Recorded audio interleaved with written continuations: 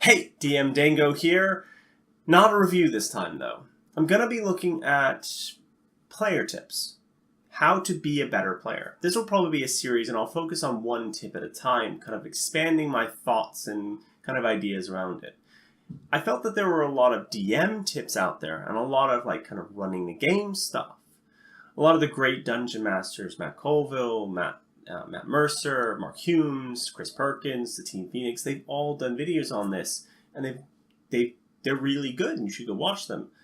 Even as a player, you can gain some insights. But there wasn't a lot of stuff that I felt really addressed kind of things that are fundamental to being a player in Dungeons & Dragons and means that you can do better as a player. Things you can do to make the experience better for not just yourself, but for your fellow players as well. So join me and see where I go with this weird thought process I've got.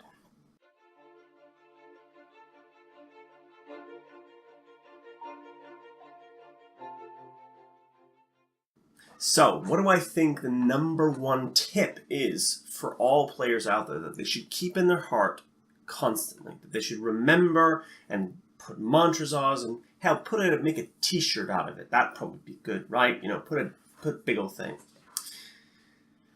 Talk to your DM. Talk to your players. Talk to anyone who will listen about your problem with the game if they're part of your group. Your players, the fellow players, are there to kind of have fun with you. Your DM is there to help you have the most fun possible. That's part of his role, is to kind of create an enjoyable experience for you as a player. He gets a lot out of it. He gets the joy of seeing you work out his machinations. But you need to be honest with him if you're not having fun. That's more important, I think, in a lot of ways. A bad review... So I do a lot of reviews, and I do a lot of kind of saying what I like about this, what I don't like about this. Do you know the thing that's more valuable is the stuff where I don't like. The stuff where I say, no, that didn't work. Or this is a little wonky. It's the same way in actually playing Dungeons & Dragons. If your DM does something you don't like, or has a certain way of kind of running combat, and you don't like it and you're not having fun, the odds are pretty good that another player is experiencing the same thing. And not only that, if he doesn't know that you're not having fun, he'll assume you are, because a lot of DMs are positive people. We assume that we're doing the best job we can. Now, there is a slight pessimism streaking around all creative endeavors where you're looking at, well, no, I could be doing this better, blah, blah, blah, but I don't know how. So getting that feedback to say, well, I like these bits, but I didn't like these things, can help a lot. Can say, well, I need to improve in those areas. And I've done this as well, and my players have done this to me as well. I've done maps, for instance, where they were top-down views, but they had multiple vertical heights, so multiple elevations. And I didn't realize that this was a problem until afterwards, when it was really obvious to my players, who said, yeah, if you're going to do this again, can you just do a side view of it as well, so we can see kind of how that works? Because it's really hard to explain. It's like, oh, I didn't think of that. That's part of it. The other part of it is, if you're, for instance, struggling with certain things, like you're not having fun playing a certain class or a certain race, and you're like, well, I don't like these anymore. I don't like the way this feels. This isn't getting me what I wanted when I first initially made the character. Now, Session Zero helps with some of this, but it's not going to solve everything. It's not until you play the class for 3 or 4 levels where you go, if this is all the character is, I don't really like this. I'd like to play something different. And your DM, if he's worth his salt, should be able to solve that. It's not something that comes easy for a lot of people to kind of give that critical feedback and say, I don't like this. I don't have a problem. Because most people don't like being negative to because they're friends. Because that's the thing is that a lot of Dungeons & Dragons groups are built around friendships. But there's nothing that can't be solved by talking about it. Saying, I don't like this. I don't like that. I do like these things. Do more of that. And that's another part of the feedback process, is saying, I like this thing. do more of this thing. So, yeah, that's the biggest thing I think I can say. Talk to your DM, talk to your players. It's incredibly important, incredibly valuable. Another story I can tell is that a while back, I had a 7-person kind of Larethel game, and D&D game, sorry, Larethel is the name of the game, and I was struggling, kind of dealing with the encounters, dealing with that many players, and dealing with the kind of progress I felt they were making. I felt that everything was getting bogged down in kind of inter-party squabbles. And a lot of it was around kind of 2 different modes of play from 2 kind of groups of people. And slowly people started to leave. And I started to take that as a sign of, am I running this badly? Am I doing something wrong to mean that people are leaving the game? And then I kind of eventually came to the realization that,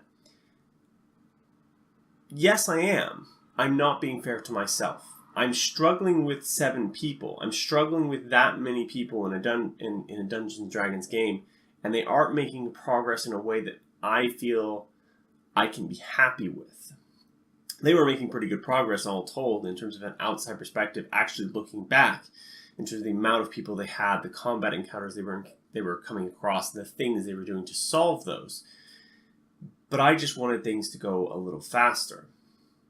Now, what I did is I looked at it and go, well, I see that there's 2 kind of subsets of groups here.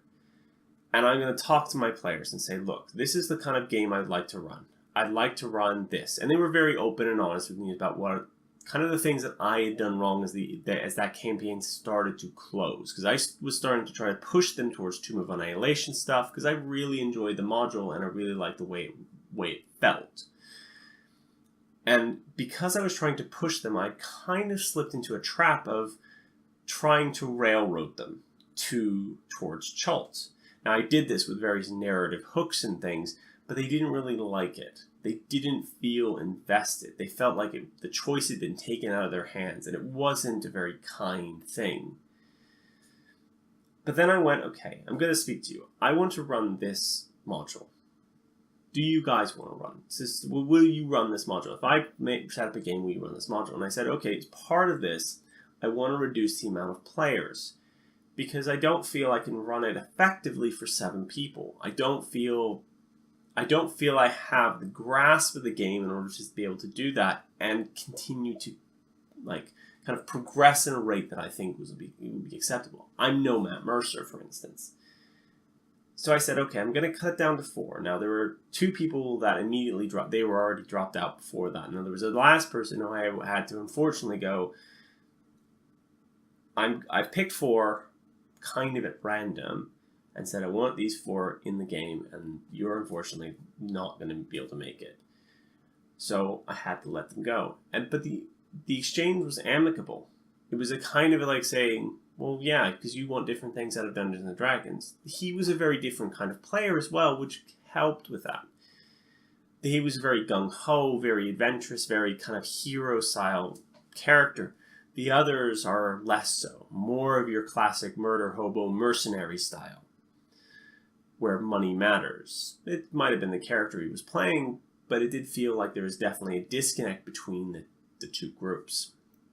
Now, that was resolved very easily by talking about it, but I let that go on for months, and my wife would hear no end of it, from kind of complaining about all kinds of things, and it would have been resolved so much quicker if I'd have just talked to my players in the first place. So yeah, talk to your DM. And DMs, talk to your players. Communication goes both ways. It's important for you all to be talking to each other, especially when you have issues. Thank you. Please do remember to like, comment, and subscribe on this video. I'm going to be doing more of these kind of player tip things. They may be a bit sporadic, but I'm going to see where they go.